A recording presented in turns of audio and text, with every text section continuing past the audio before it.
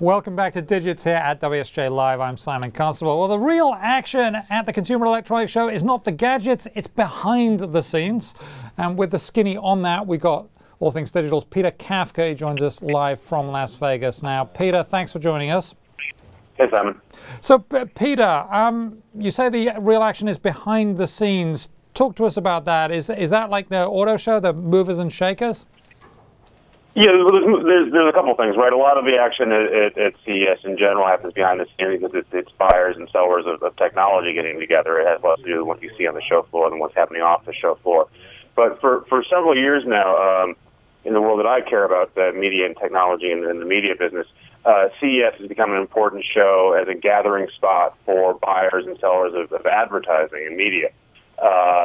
There's an entirely separate sort of event happening that has nothing to do with the show floor, or very little to do with the show floor. It just has to do with getting a mass of people from both old media companies and new media companies and pairing them together with buyers, and also drinking and eating steak as well. But there's a lot happening here that has very little to do with any particular gadgets that people aren't displaying on a show floor.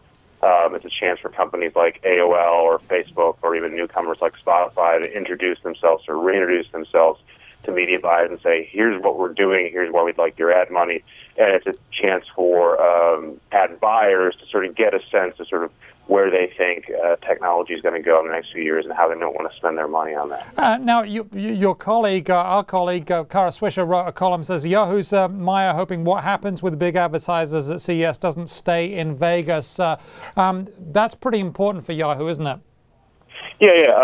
Marissa who's taken over Yahoo and is not sort of known as a media-focused executive and sort of avoided advertising in general for the last few months as she's sort of reshaping Yahoo, is using CES, case in point, to make her first sort of real pronounced pitch to advertisers. She's going to do a 2-hour event today with Starcom, big media buying outfit.